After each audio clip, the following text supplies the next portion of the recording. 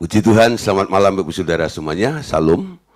Selamat berjumpa kembali malam hari ini dalam online Discipleship Revival Total Ministry. Oke, malam hari ini kita akan kembali bersama-sama untuk belajar firman Tuhan. Kita melanjutkan tema kita minggu lalu ya, masih bicara tentang iman. Nah saudara, apa yang sudah kita bahas pada minggu yang lalu tentang iman? Nah, tentang definisi iman.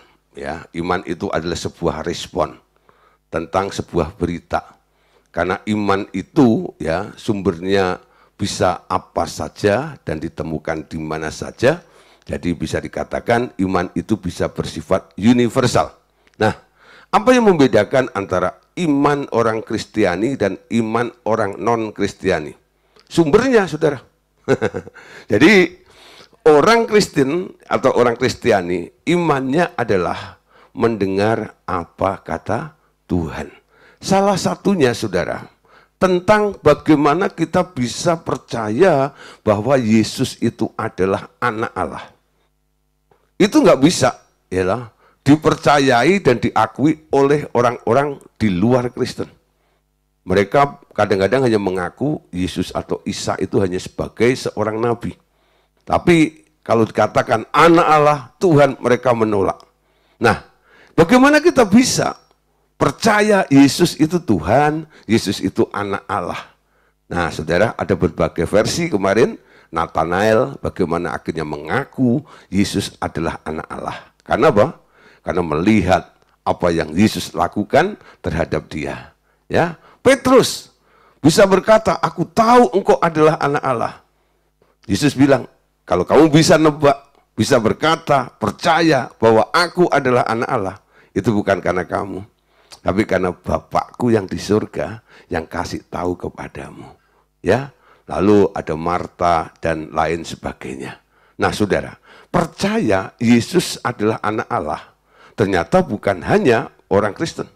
Ada satu, iblis pun pernah mengakui bahwa Yesus adalah anak Allah. Tuh, ketika Yesus sedang berjalan lewat pekuburan, lalu saudara, muncullah dia dari kuburan Gedara itu orang yang dirasuk oleh legion. Dia langsung bersungkur di hadapan Yesus, bilang, Yesus anak Allah. Dan dengan gemetar. Nah, orang Kristen kadang-kadang datang pada Tuhan tidak gemetar. Kadang-kadang tidak menaruh rasa hormat. Nah, Bapak Saudara, malam hari ini kita akan melanjutkan. Ya, sumber iman itu karena kita mendengar. Betul? Mendengar apa? Iman dari pendengaran akan firman. Ya. Iman dari pendengaran akan firman.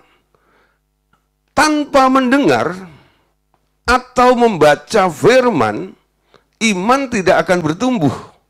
Nah, di sini ada dua macam firman Tuhan, yakni ada yang namanya firman rema dan ada yang namanya firman logos. Ya, saya coba kembali menjelaskan tentang rema dan logos. Apa itu logos? Logos adalah firman Tuhan yang telah membaku. Menjadi buku bisa atau sesuatu bentuk lain.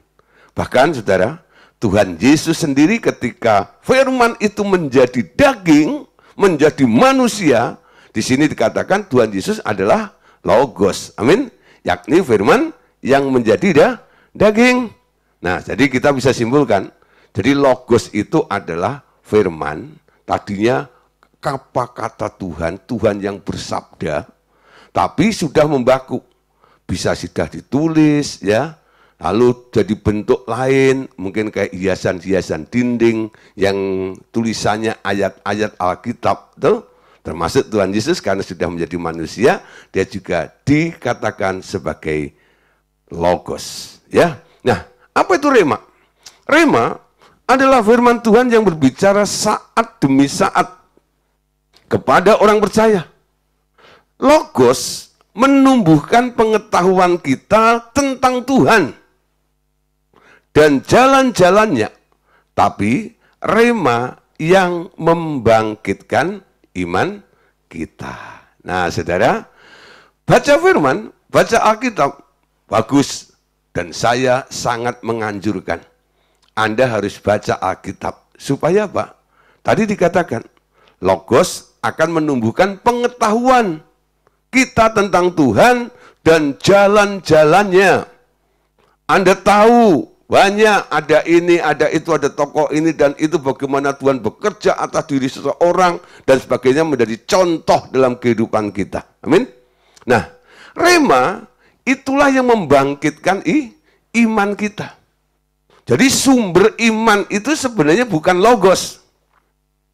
Kalau ada orang mungkin bersaksi, ya, wah, ketika saya membaca Alkitab, lalu saya menemukan ayat ini, dan ayat ini diberikan kepada saya, dan saya dengan ayat ini berdiri di atas ayat ini, saya punya iman, ini dasarnya. Nah, saudara, nggak semua ayat dari apa yang mereka semua baca, nggak semuanya itu bisa dijadikan dasar. Betul? Nah, ketika seseorang membaca firman Logos Alkitab itu, dan Roh Kudus menghidupkan, Logos itu artinya saat itu diubah oleh Roh Kudus menjadi rema. Amin. Nah, jadi seolah-olah walaupun itu tulisan sudah 2000 tahun yang lalu ditulis, tapi saudara, sepertinya hari ini firman itu diberikan, dinyatakan spesial untuk Anda. Sesaat namanya, saat itu. Walaupun materinya itu sudah lama. Tapi materi sudah lama itu diambil, dijadikan materi untuk Allah bilang, nih maksudku, aku mau, ya, sesuatu yang akan engkau alami berdasarkan ayat ini. Amin. Jadi ada peneguhan, ada pernyataan dari Roh Kudus meneguhkan bahwa ayat yang Anda baca yang tadinya adalah logos sekarang berubah menjadi rema. Amin. Nah, hari itu Anda mendengar, dan ketika Anda mendengar, Anda yakin, Anda percaya, Anda dikatakan sekarang punya iman. Amin. Nah, saudara, kita baca satu ayat ya, Roma 10 ayat 10. Perhatikan ayat ini.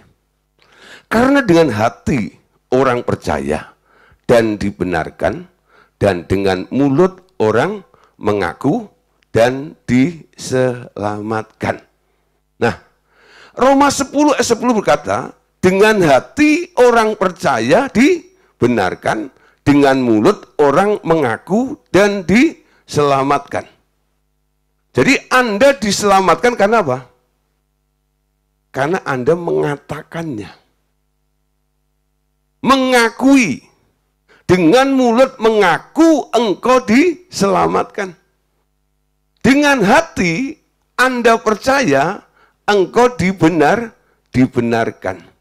Nah, saudara, apa artinya dibenarkan dan apa artinya diselamatkan? Ya, dibenarkan itu begini. Umpama ya, Anda sebagai seorang pengajar, lalu ada murid Anda ngerjain PR-nya, itu sebenarnya salah, tapi Anda lihat upayanya, ya, dan kayaknya itu nggak salah-salah banget gitu, tapi tetap aja salah, ya. Lalu karena Anda kasihan dengan usahanya, dengan pertimbangan tertentu, lalu Anda benarkan, betul ya? Tapi masih salah nggak? Masih, betul ya? Masih salah. Statusnya masih salah. Tapi nilainya benar. Dia tetap dapat 100. Nangkep ya? Tapi faktanya salah. Jadi ketika kita berbuat salah, kita melakukan kesalahan, lalu kita percaya kepada pengampunan Tuhan, hari itu Anda dibenarkan. Amin. Apakah Anda sudah benar? Belum. Anda belum benar. Ketika Anda dibenarkan oleh Allah itu Anda belum benar. Tapi ketika Anda merespon, mengakui apa yang Allah telah perbuat, lakukan kepada Anda karena kasih-Nya, ya, kasih itu menutup segala sesuatu termasuk dosamu. Lalu Anda berkata, siapa bilang saya orang salah? Saya orang benar karena Tuhan telah membenarkan saya. Amin. Coba sekarang saya tanya di sini. Semua sudah percaya Tuhan, bukan? Ya, Anda percaya. Nah, salah satu hal yang Tuhan lakukan adalah membenarkan Anda, betul? Kalau saya tanya hari ini, siapa di sini orang benar? Waduh, tadi saya ngitung duit salah. Saya tadi ngomong salah. Banyak salah yang kita lakukan. Sehingga karena fakta seperti itu, Anda nggak berani angkat tangan, bukan? Kenapa? Masih banyak kesalahan. Tapi sejatinya, ketika Anda percaya dengan hatimu, Anda dibenarkan oleh Tuhan, betul? Sekarang Anda harus punya keberanian untuk mengakui bahwa Anda adalah orang benar. Amin. Alasannya apa? Karena ada yang membenarkan Anda. Nah, dari Anda ngitung salah tadi, dia yang membenarkan Anda lalu ngajarin Anda. Itu kerjaan Roh Kudus.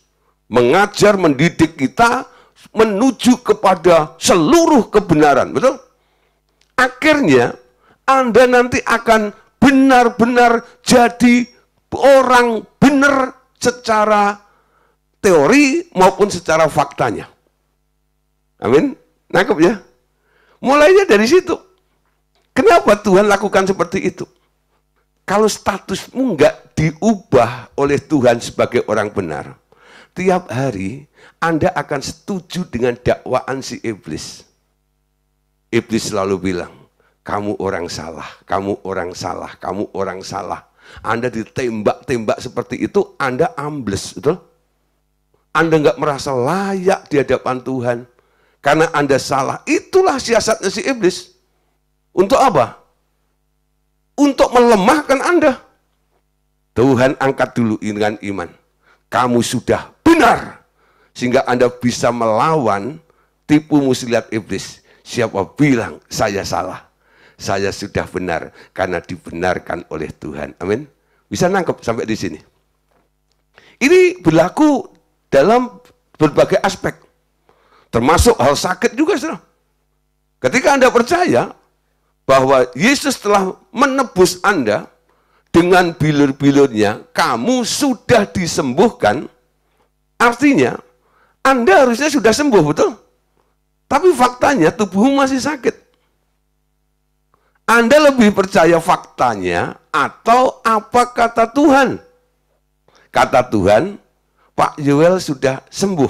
Nah, waduh, masih encok, Pak. Ya. Nah, kalau masih ngotot seperti itu, kadang-kadang saya tanya, siapa bilang, Pak? Siapa yang ngomong Pak Yoel masih encok? Ya saya. Saya bilang apa? Bohong. Saya lebih percaya kata Tuhan daripada Pak Yoel. Nah, dari situ saudara, banyak orang kadang-kadang saya ajak untuk bangkit seperti ini, keki. Masih bantahan, Pak, faktanya masih Pak, masih Pak, masih Pak. Nah, coba percaya Tuhan lebih daripada keadaanmu, amin. Coba percayai, apa yang telah Tuhan lakukan itu sudah terjadi dalam hidupmu. Jadi iman itu timbul dari pendengaran, ya, dan pendengaran oleh firman Kristus, ya. Jadi Anda tahu nih, Roma 10 ayat 17. Imanmu bisa muncul karena Anda dengar, yaitu dengar oleh firman. Roma 10 17. Jadi iman timbul dari pendengaran dan pendengaran oleh firman Kristus. Amin. Jadi semua itu karena Tuhan, ya. Nah, saudara, kita lanjut. Kita bicara tentang iman Kristiani. Iman Kristiani itu munculnya bukan karena keinginan manusia. Bukan rancangan atau buatan manusia manapun. Sebenarnya iman Kristiani itu Tuhan Yesuslah yang mengarang. Tuhan Yesuslah yang menyusun. Tuhan Yesuslah yang membuat desain kerangka iman kita. Namun, Ia juga yang membuat kita nantinya mampu untuk memenuhi rancangan iman itu. Amin. Jadi semua karena Tuhan. Dia yang mengarang, Dia yang menyusun, Dia yang mendesain kerangka iman kita. Nah, saya yakin saudara, apa yang dikarang, yang disusun, didesain oleh Tuhan Yesus, pasti wow, keren, betul nggak ya? Sesuatu yang luar biasa. Nah, bagaimana kita bisa menggenapinya? Itu bukan karena Anda bisa, tapi karena Dia juga yang mengarang, Dia juga yang menyusun, Dia juga yang mendesain, Dia juga yang akan memenuhi rancangan iman itu. Amin. Nah, artinya Ia yang menentukan bagaimana iman yang sebenarnya itu harus kita kerjakan. Namun, Ia sendiri dengan perantaraan Roh Kudusnya akan menolong kita hingga mampu melakukannya. Jadi ketika Anda mendengar, Anda jadi percaya, Anda jangan terlalu pusing bagaimana menggenapinya. Ya, kalau Tuhan bilang nih, Aku telah menyembuhkanmu. Apa yang Anda pikirkan? Gimana saya bisa sembuh? Itu ya. Kalau Anda pikirin, artinya Anda berusaha untuk sembuh. Anda berusaha untuk sembuh, betul?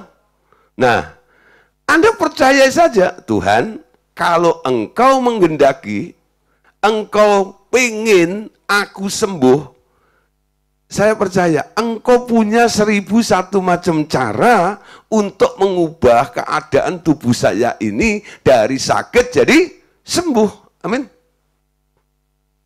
Bervariasi. Kadang-kadang saudara, Tuhan cukup ngomong saja, betul? Ketika di muka bumi menyembuhkan orang sakit. Kadang-kadang saudara, Tuhan suruh orang itu membasuh dirinya ke kolam Siloam. Ya. Aneh-aneh, saudara. Kadang-kadang Tuhan harus tumpang tangan juga. Nah, kadang-kadang Tuhan mesti hardik. Lah, variasi. Bagaimana caranya Tuhan menolong Anda? Yang penting Anda yakin. Dia yang mengarang, Dia yang mendesain, ya. Dia juga yang menyusun, Dia juga yang akan melakukannya sehingga Anda mampu untuk memenuhi rancangan iman itu. Nah, saudara, kadang-kadang apa yang Tuhan perintahkan untuk kita menjalankan supaya tes kepercayaan kita ini, kadang-kadang sesuatu yang nggak masuk akal, betul ya? Contoh di Alkitab, ada seorang jenderal, namanya Naaman. Dia datang ke Israel, ketemu Nabi Elisa. Ya, ketika itu Elisa nggak menemui dia. Dia hanya bilang, ya lewat bujangnya Gehazi, suruh orang itu mandi di sungai Yordan. Menyelam 7 kali. Ya, 7 kali.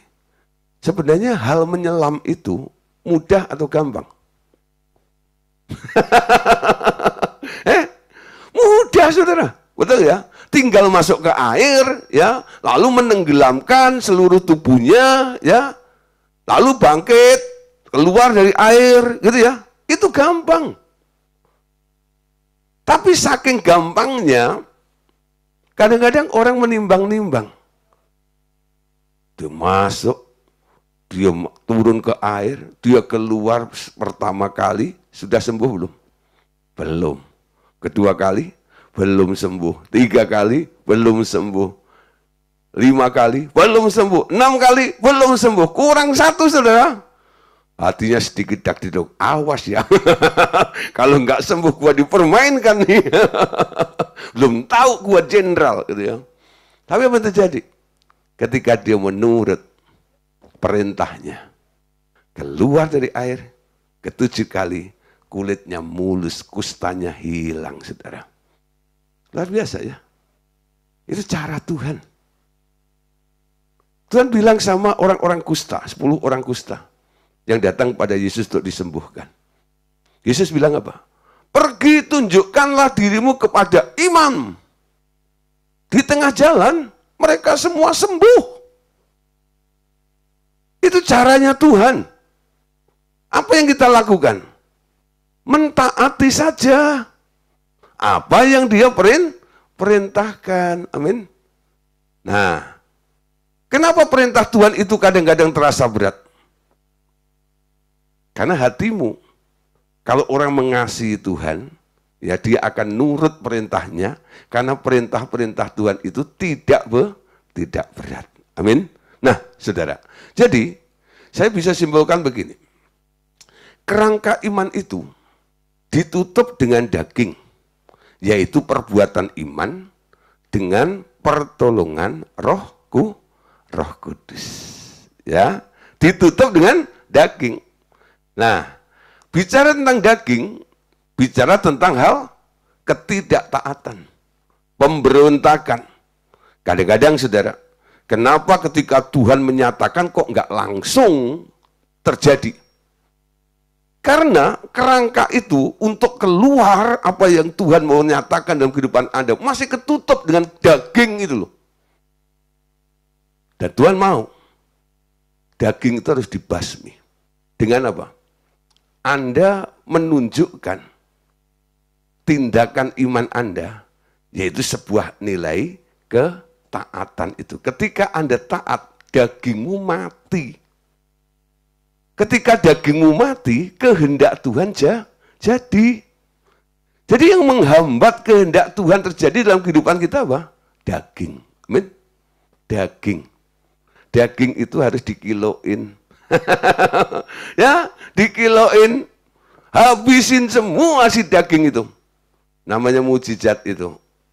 Ya, kapan saja dengan mudah akan mengalir di dalam kehidupan kita. Amin. Ibrani 12 ayat yang kedua. Ini ayatnya saudara. Marilah kita melakukannya dengan mata yang tertuju kepada Yesus. Yang memimpin kita dalam iman. Dan yang membawa iman kita itu kepada kesempurnaan.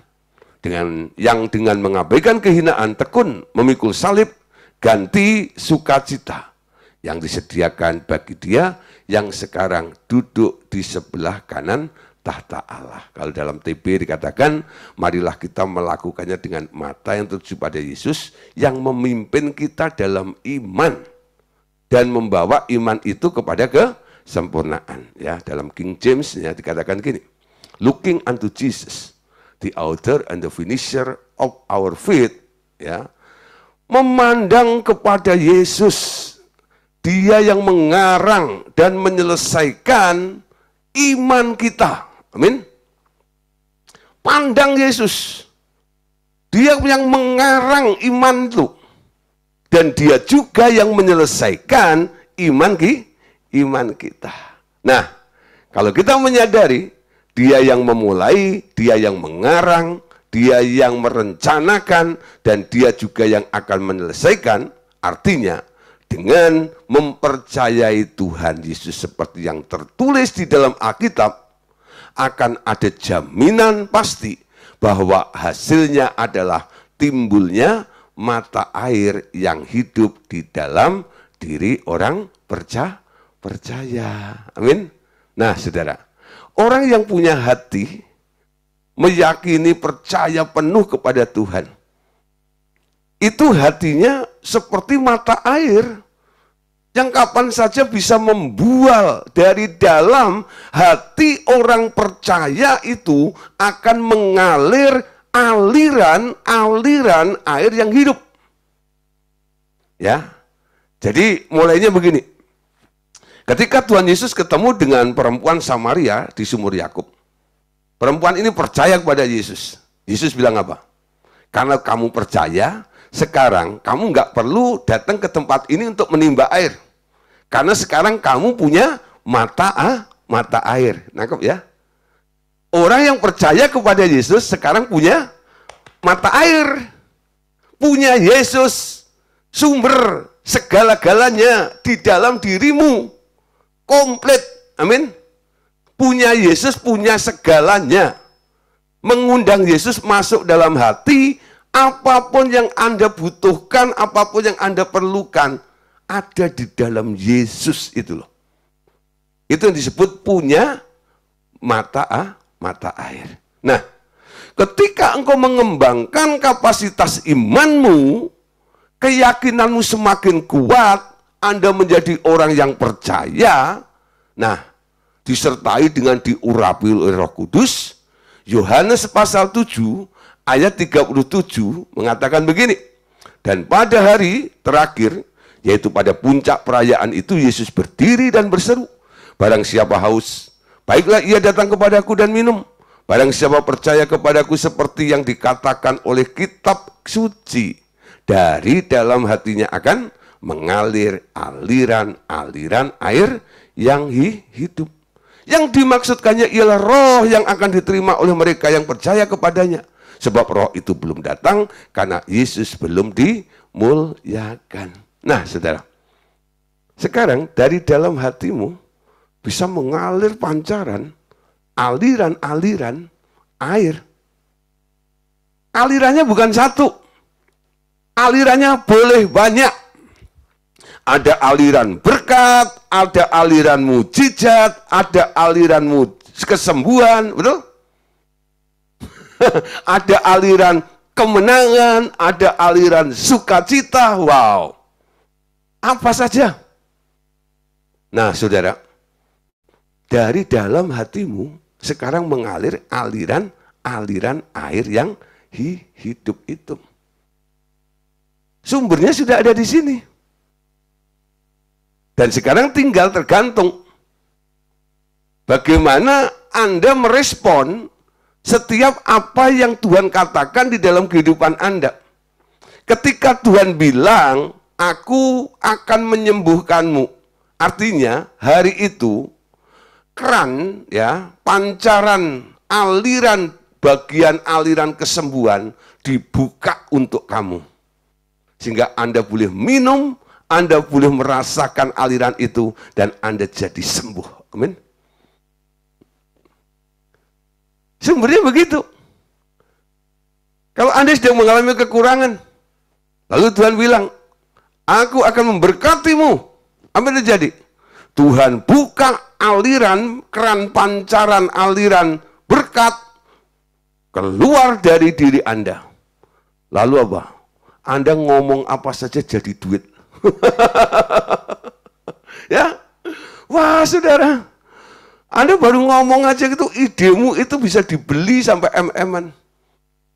Kenapa saudara? Karena roh berkatnya sudah ada pada Anda. Luar biasa nanti Anda lihat, orang yang punya roh berkat, mereka nggak usah berkeringat. Kemana-mana, dia bisa menghasilkan berkat dengan mudah. Nah, tandanya orang yang ada roh berkat di dalam dirinya, kalau dia bekerja di sebuah perusahaan, perusahaan yang mau pilot, yang mau bangkrut, gara-gara merekrut Anda, nggak jadi bangkrut, nggak jadi pilot, tambah jaya. Kenapa? Karena alirannya ada di situ. Bisa seperti itu, saudara. Nah, jadi pastikan, saudara, pancaran aliran-aliran itu mulai beroperasi, mengalir keluar dari diri Anda. Amin. Nah, saudara, tadi dikatakan iman itu adalah mendengar. Iman itu adalah sebuah respon dari apa yang Tuhan katakan.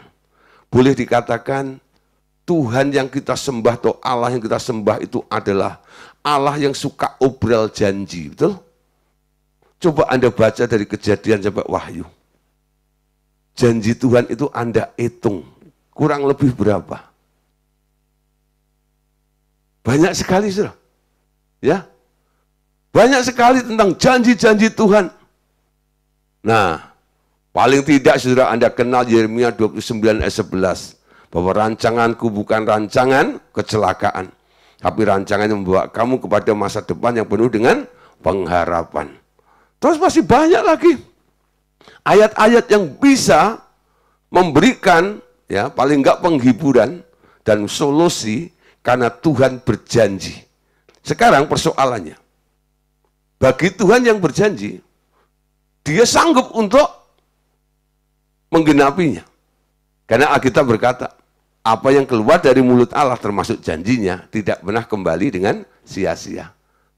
Allah yang berfirman, dia juga yang akan menggenapinya dengan caranya sendiri. Amin.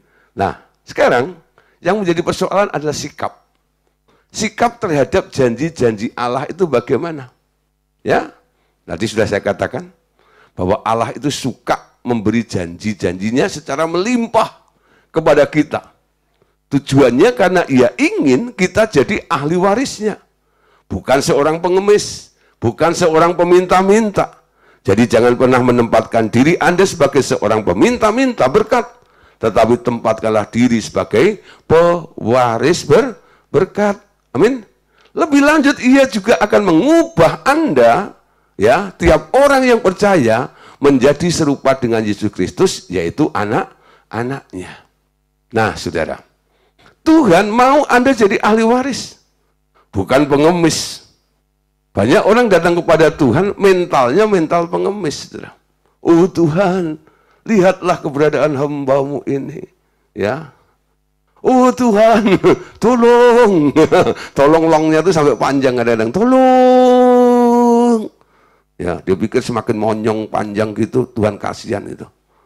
Tuhan dari surga lihat, siapa itu monyong panjang itu? Tolong gitu.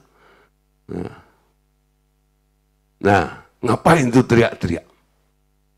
Oh, minta berkat. Tuhan panggil malaikat, kat sini kan. Itu yang minta-mintain, ada koin enggak ya? Nah, ketemu koin, ya, cepet tun. Ya, Tuhan dari jendela lempar dari sana, kritik. Ya, berkat pengemis bunyinya kritik surah. Nggak percaya. Kalau Anda nih di jalan, Anda pengemis kita, apa Anda cari di laci, ya, dashboard Anda, mobil. Koin, betul ya? Nah, ketika Anda lempar ke kalengnya bunyinya apa? Kelotak gitu kan? Nah, enggak mungkin sih terus bilang, mama, ada cepet ceng enggak? Ada 100.000 enggak? Buat apa? Masih pengemis itu. Enggak ya? Nah, ketika lihat orang melolong-lolong seperti itu, gitu, kira-kira Bapak mandangnya gitulah, adalah ya uang receh aja nih. Ini. Tuhan mau mental kita dibangun. Anda bukan pengemis, tapi Anda adalah ahli waris, karena Anda adalah anak Allah. Amin. Beda mentalnya. Amin. Nah, jangan pernah menempatkan diri Anda sebagai seorang peminta-minta berkat.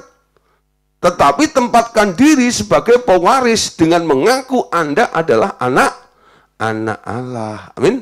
Roma 4 ayat 20. Baca sama-sama. Tetapi terhadap janji Allah, ia tidak bimbang karena ketidakpercayaan, malah ia diperkuat dalam imannya dan ia memuliakan Allah. Anda lihat saudara, contoh orang yang beriman. Kemarin di doa pagi, ya, saya bicara tentang hall of faith, ya, ruang dalam iman. Saya ambil beberapa contoh, salah satunya adalah Abraham. Ya, Abraham itu patut dijuluki sebagai bapak orang beriman. Kenapa saudara? Karena dia terhadap janji Allah, sikapnya, dia tidak pernah bimbang. Karena ketidakpercayaan. Karena melihat keadaannya. Malahan ia diperkuat dalam imannya dan ia selalu memuliakan Allah. Jika keadaanmu nggak berubah, keadaanmu mungkin tambah parah, Anda bisa lemah iman Anda, keyakinan Anda, kepercayaan Anda kepada Tuhan. Betul? Bagaimana mengatasi supaya imanmu nggak lemah? Ketika keadaanmu nggak berubah, mungkin semakin parah, muliakan Allah. Jangan lihat keadaanmu. lihat Allah yang berjanji. Pandang dia, lihat kebesaran, kemuliaan Allah, keajaiban Allah. Amin. Caranya seperti itu. Ketika engkau memandang dirimu sendiri, engkau akan jadi lemah. Tapi ketika engkau memandang kepada siapa yang berjanji, Allah di hadapan Anda, looking unto Jesus. He is the author and the finisher of our faith. Betul? Pandang kepada Yesus.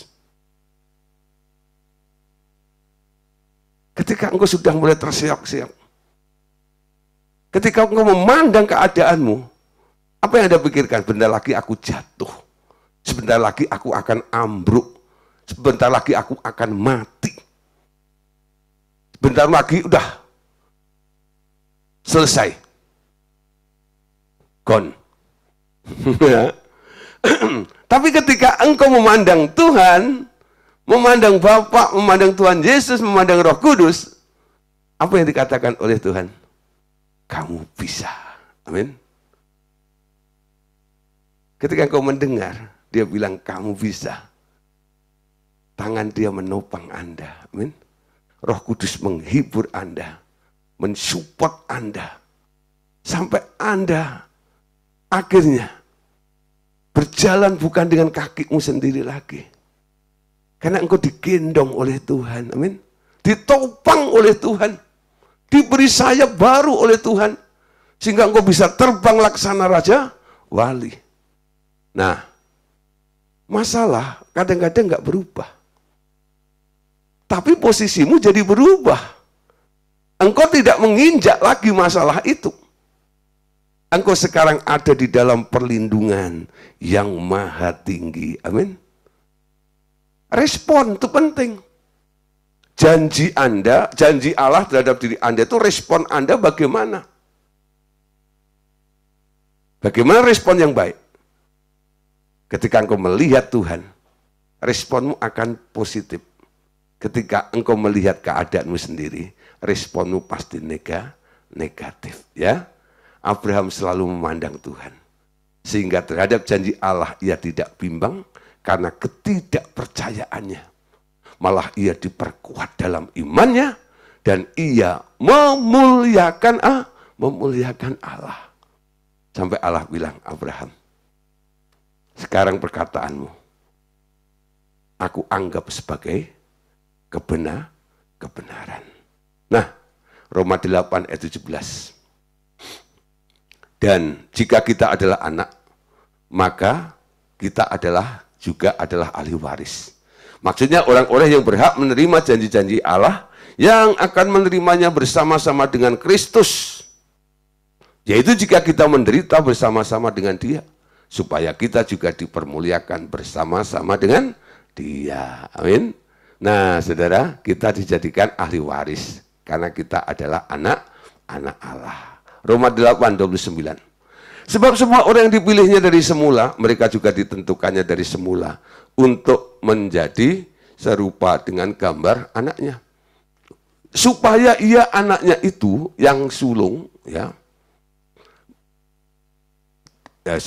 menjadi serupa gambar anaknya, supaya ia anaknya itu menjadi yang sulung di antara banyak saudara. Nah, Anda adalah adik-adiknya Tuhan Yesus. Oke, lanjut saudara.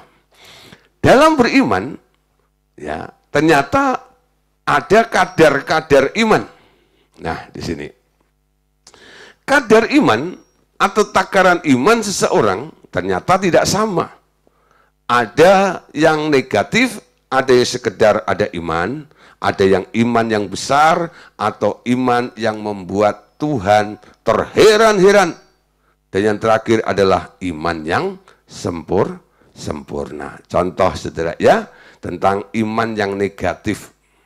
Kadar iman yang negatif. Matius 8:26. Ia berkata kepada mereka, mengapa kamu takut, kamu yang kurang percaya? Lalu bangunlah, Yesus menghadik angin dan danau itu, maka danau itu menjadi teduh sekali. Yesus menegur murid-muridnya. Kenapa kamu takut? Ayub bilang, Apa yang kau takutkan, itulah yang menimpa kamu. Jadi takut itu iman. Iman yang negatif. Nah, kalau Anda takut, apa yang terjadi? Sesuai dengan apa yang Anda takutkan, itu yang akan terjadi dalam kehidupan. Amin. Ketika Anda takut tenggelam, Anda jadi tenggelam. Ketika engkau takut miskin, Anda jadi miskin. Ketika engkau takut, apa yang Anda takutkan terjadi dalam kehidupan Anda. Amin. Nah, takut, khawatir itu saudara kembar. Ya. Yang kedua, saudara, iman yang asal saja. Ya, Matius 9 ayat 22. Tetapi Yesus berpaling dan memandang dia serta berkata, teguhkanlah hatimu, hai anakku, imanmu telah menyelamatkan engkau. Maka sejak saat itu sembuhlah perempuan itu. Saudara, perempuan pendarahan 12 tahun. Dia interupsi perjalanan Yesus. Padahal Yesus mau membangkitkan anak Yairus kan. Di tengah jalan diinterupsi sama dia. Karena dia butuh. Dia bingung ketika mau cari Yesus. Yesus dikerumuni oleh orang banyak. Lalu dari jauh itu dia memandang, dia berpikir, gimana supaya saya bisa sembuh? Lalu dia berkata, asal aku jamah jubahnya, aku akan sembuh. Imannya dimulai dengan kata apa? Asal. Asal. Ya, saudara perhatikan. Antara perempuan dan Yesus itu nggak pernah ada kontak. Nggak pernah ada perjanjian. Ya, akan ketemu, Yesus mau ini, dan orang itu daftar untuk konseling. Nggak ada. Jadi Yesus juga nggak tahu. Tapi dari jauh dia bilang, asal aku bisa menjamah jubahnya, aku pasti sembuh. Nggak tahu bagaimana ceritanya, ya. Usahanya, Alkitab akhirnya menulis, menceritakan perempuan itu akhirnya bisa menjamah ujung jubahnya Yesus, betul? Dan ketika menjamah ujung jubahnya Yesus itu mujizat terjadi, pendarahannya berhenti. Hari itu juga perempuan itu jadi sembuh. Nah, pertanyaannya, ketika perempuan itu nubruk Tuhan Yesus itu ya,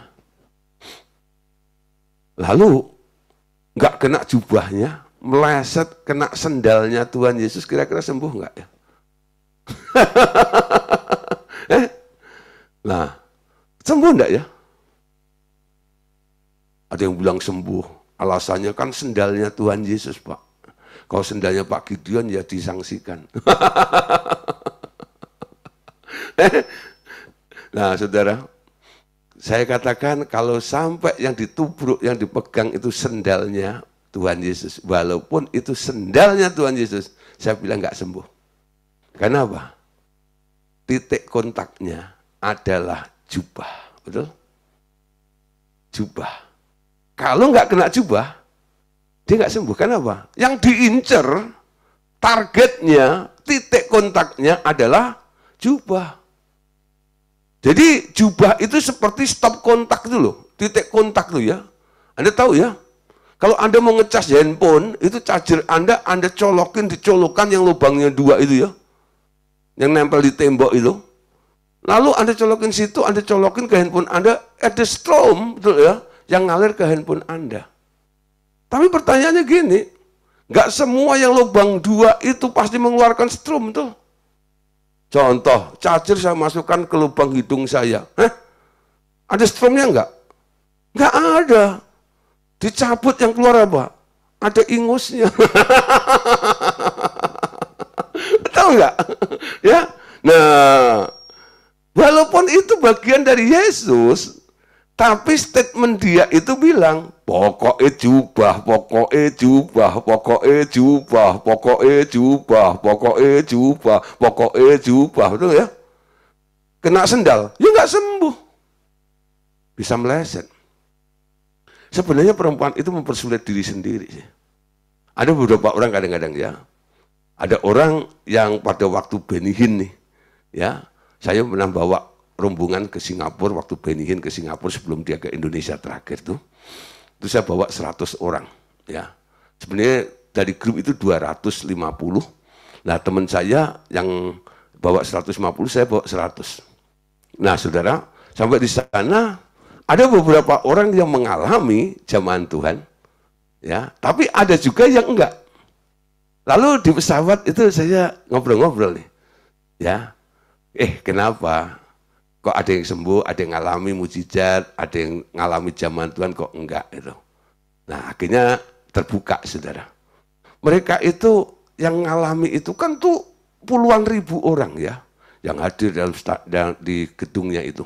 Nah, kan nggak mungkin benihin tuh tumpang tangan satu persatu. Ada yang kekeh. Pokoknya benihin yang doain saya. Karena yang doain bukan benihin, Benetton. Dia nggak sembuh. Karena apa? Waktu dia lihat, oh bukan tangannya benihin. Nah, tapi yang cuman bilang, pokoknya Tuhan bisa sembuhkan saya, siapa saja bisa dipakai, itu ya. Nggak peduli sendal, nggak peduli jubah, itu ya. Dia spesifik. Dia rumuskan imannya, jubah. Kalau kena sendal nggak sembuh. Nah, saudara, ada orang yang punya iman asal jamah. Tapi untung yang dijamah Yesus, amin. Walaupun asal, spekulasi, tapi akhirnya sembuh juga, amin. Nah, ini yang kedua, saudara, kadar iman yang dimulai dengan kata asal. Jadi saya bisa istilahkan yang kedua ini adalah iman asal jamah, ya. Matius 15 ayat 20 sekarang. Yang ketiga, saudara. Maka Yesus menjawab dan berkata kepadanya, "Hai ibu, besar imanmu, maka jadilah kepadamu seperti yang kau kehendaki." Dan seketika itu juga anaknya sembuh. Perempuan Sirofenisia punya anak sakit, datang kepada Yesus. Lalu imannya dinyatakan oleh Tuhan sebagai iman yang besar. Untuk menghasilkan iman yang besar, ada prosesnya. Diuji sama Yesus, betul? Dari dicuekin, diusir oleh murid-muridnya, dia tetap stay ada di situ, ya. Sampai dia bilang, sekali Yesus, selamanya Yesus, harapanku tak akan hilang, ya. Maha juta gentar. Pokoknya dia tetap sebenarnya. Sampai Yesus melihat orang ini kok kekeh ya di sini. Akhirnya Yesus bilang, "Bu, besar imanmu, amin. Jadilah seperti apa yang kau kehendaki." Kalau hari ini Bapak Ibu Saudara sedang mengalami proses iman, jangan-jangan saudara, Tuhan mau melihat kadar iman Anda dan Tuhan nanti akan mengakui imanmu dan dia akan berkata, "Bu Nastiti, besar imanmu, jadilah seperti apa yang engkau kehendaki." Amin. Wow, luar biasa. Amin. Kalau hari ini Tuhan bilang begitu ke Pak Yoel, kira-kira gimana? Jadilah seperti apa yang kau kehendaki. Pingsan, Pak. Hah? Waduh. Uji Tuhan. Tapi untuk dapatkan itu kadang-kadang Anda harus melalui sebuah proses. Amin. Anda tetap nggak konsisten dengan apa yang Anda yakini seperti itu. Nggak goyah sedikit pun. Amin. Seperti perempuan Sirofenisia atau perempuan Kanaan itu. Nah, yang keempat, saudara, ya, kadar iman yang keempat. Matius 8 ayat 10. Setelah Yesus mendengar hal itu, heranlah ia dan berkata kepadanya, mereka yang mengikutinya, "Aku berkata kepadamu, sesungguhnya iman sebesar ini tidak pernah aku jumpai pada seorang pun di antara orang Israel." Imannya siapa? Imannya perwira Kapernaum. Perwira Kapernaum. Masalahnya apa? Dia punya pembantu, punya asisten sakit. Perwira ini orang yang punya kasih luar biasa. Kasih terhadap sesama dan kasih kepada Tuhan. Karena apa? Dia suka membangun bait Tuhan juga, rumah Tuhan. Banyak laporan-laporan yang bereferensi. Tuhan tolonglah dia. Dia itu orangnya baik loh, gitu ya. Bait suci ini juga didukung sama dia korban segini loh, gitu. Dan salah satunya, saudara, dia menghargai orang. Pembantu saja sakit, saudara. Dicarikan dokter spesialis, bukan? Nah, coba saudara kalau sekarang. Pembantu sakit, oleh enggak lah. Punya BPJS. Ya sana lah, ke puskesmas. Udah ya? Nah, dicarikan dokter spesialis namanya Yesus. Wow, keren kan? Ketika Yesus melihat perwira itu, masalah apa yang bisa aku bantu? Itu loh, asistenku, membantuku di rumah sakit. Guru, dokter, bisa nggak engkau datang ke rumah untuk menyembuhkan dia? Yesus lihat schedule-nya, kosong. Oke, yuk kita berangkat. Ketika Yesus mau berangkat, perwira ini bilang, nggak usah. Loh, tadi suruh pergi ke rumah. Ketika mau berangkat bilang nggak usah, gimana sih? Kenapa? Gini loh alasannya. Aku ini seorang atasan dan aku juga seorang bawahan. Kalau bosku, atasanku memanggil aku, dia panggil namaku, aku akan datang. Walaupun nggak ditarik. Kalau aku bilang sama bawahanku untuk dia pergi, nggak usah saya dorong, saya tendang. Cukup saya ngomong, keluar, pergi, dia akan pergi. Engkau itu kan berkuasa, katakan saja sepatah kata, maka hambaku akan sembuh. Ketika Yesus mendengar alasannya ini, Yesus geleng-geleng, Yesus heran, bahkan dia berkomentar, belum pernah aku jumpai di antara orang Israel ini, iman sebesar ini. Amin. Yesus heran.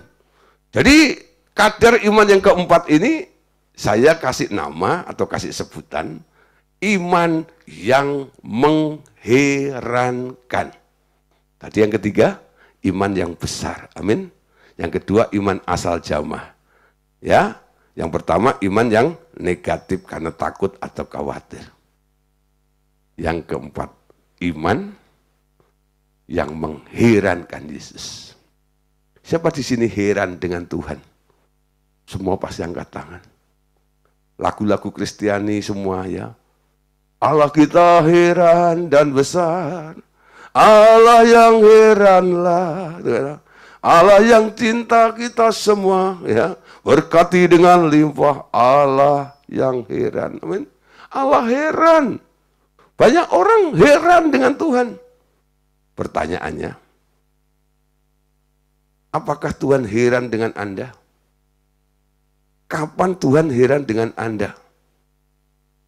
Ketika saya tanya begini, saudara, ada yang angkat tangan. Ya, Pak, sering Tuhan heran dengan saya. Lalu saya tanya, dalam hal apa? Dalam hal kelemahan saya. Orang ini kok nggak berubah-berubah. Tuhan heran sekali. Ya, dari kasih ampun, buat dosa lagi, kamu Tuhan sampai heran. Bukan itu. Heran dalam keyakinan Anda. Seperti perwira Kapernaum ini loh. Membuat Yesus heran. Sehingga dia bilang, dari antara orang Israel nggak pernah aku jumpai iman jenis seperti ini.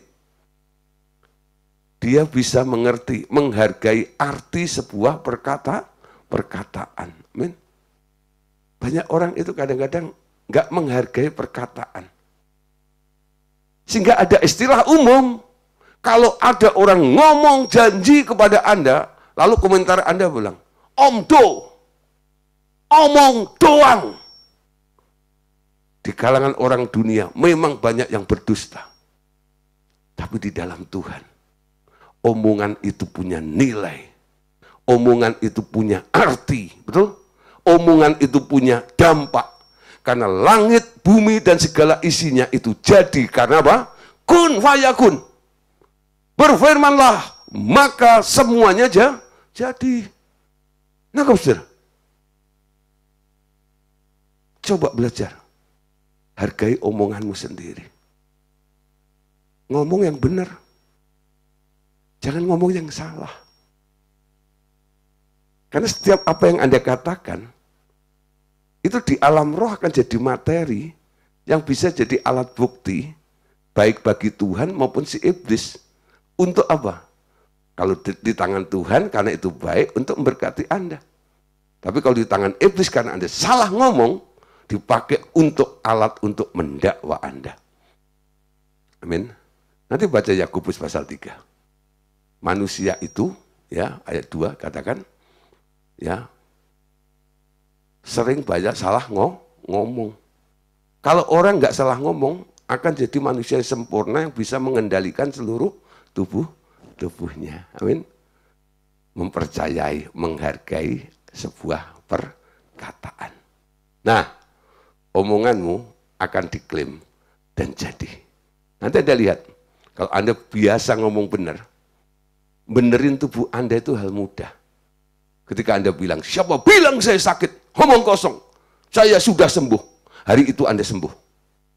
Karena omonganmu berkuasa untuk mengubah Anda. Betul? Tapi kalau Anda biasa berdusta, omonganmu no power. Sampai berbusa, Anda pengakuan iman, nggak akan jadi. Tapi kalau Anda biasa ngomong benar, omonganmu, saudara, akan lebih cepat untuk mengubah situasi maupun hidup Anda. Amin. Nah, yang kelima, saudara, iman yang sempurna. 1 Korintus 13 ayat 2. Sekalipun aku mempunyai karunia untuk bernubuat, dan aku mengetahui segala rahasia dan memiliki seluruh pengetahuan, dan sekalipun aku memiliki iman yang sempurna untuk memindahkan gunung, tetapi jika aku tidak mempunyai kasih, aku sama sekali tidak berguna. Amin. Nah, saudara, iman yang sempurna itu seperti apa sih gambarannya? Iman yang sempurna itu muncul bukan karena adanya sebuah kebutuhan dari diri kita. Iman sempurna itu ada karena Tuhan mau kehendaknya terjadi di dalam hidup Anda. Contohnya, Tuhan mau Anda pindahin gunung. Gunung bisa pindah. Bukan karena Anda pengen gunung itu pindah. Tuhan yang pengen gunung itu pindah. Dia pinjem mulutmu untuk ngomong, pindah. Gunung itu akan pindah. Yang pindahin siapa? Dia yang pengen. Iman yang sempurna. Nah, untuk tahapan iman, ya Anda bisa lihat. Itu dibagi 2 ya. Dari 1 sampai 4 itu tahap pertama. Yang kelima itu tahap kedua. Ya, nanti coba cari khotbah saya tentang 2 tahapan iman. Nah, kita lanjut, saudara. Kalau Tuhan tadi suka berjanji, kira-kira janji-janji Allah itu apa? Ya. Nah, janji-janji Allah. Kita berhak menerima janji-janji Allah karena status kita sebagai anak atau ahli waris melalui iman kepada Kristus. Mereka yang tidak memiliki status sebagai anaknya tentu saja tak berhak menerima janji itu. Nangkep ya? Jadi janji itu untuk siapa? Untuk anak. Mereka yang belum punya status sebagai anak Allah nggak punya hak atas janji itu. Karena janji itu hanya untuk ahli waris sesuai yang ditulis dalam Roma pasal 8 ayat 17.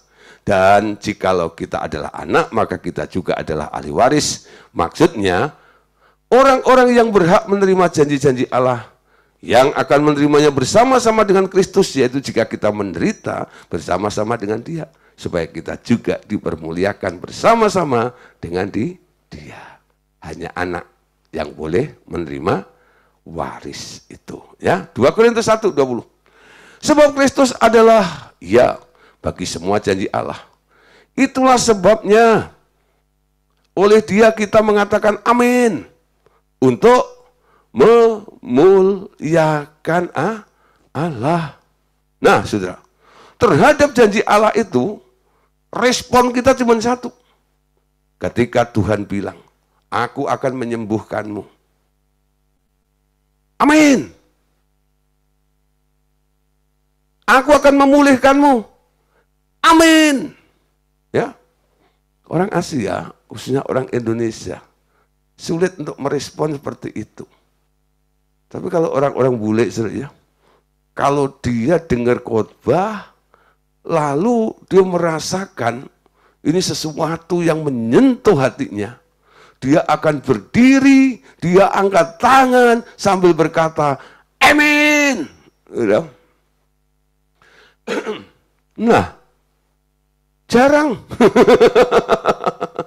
Nah, karena di Asia atau Indonesia khususnya itu kalau ada yang gitu dipikir ini kurang sopan, mengganggu situasi gitu ya.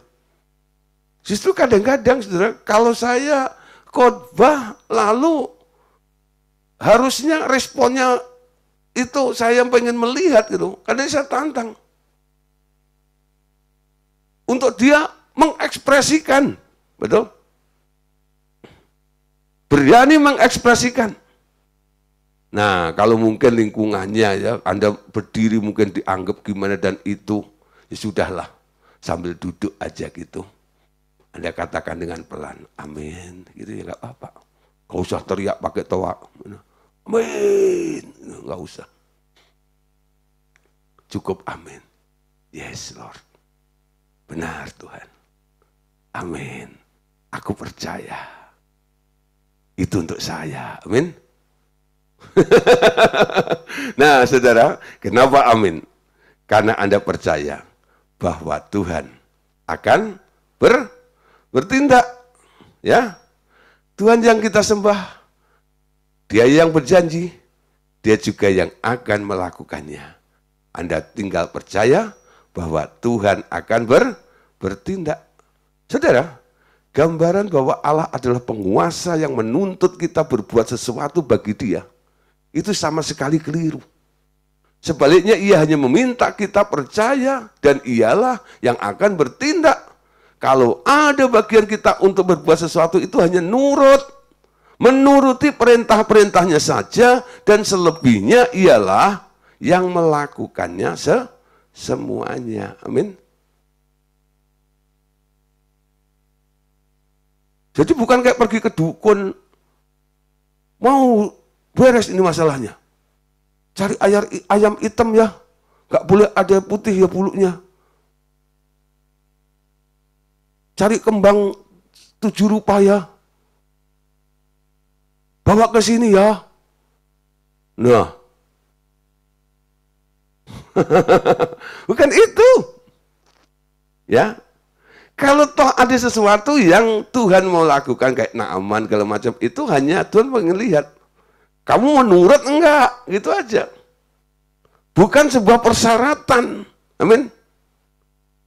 Mazmur 37 ayat 3. Percayalah kepada Tuhan dan lakukanlah yang baik. Diamlah di negeri dan berlakulah setia dan bergembiralah karena Tuhan, maka Ia akan memberikan kepadamu apa yang diinginkan hatimu. Serahkanlah hidupmu kepada Tuhan dan percayalah kepadanya, dan Ia akan bertindak. Saudara, ayat ini pernah menjadi satu rema buat saya. Percayalah kepada Tuhan dan lakukanlah yang baik, dialah dalam setia, bergembiralah karena Tuhan.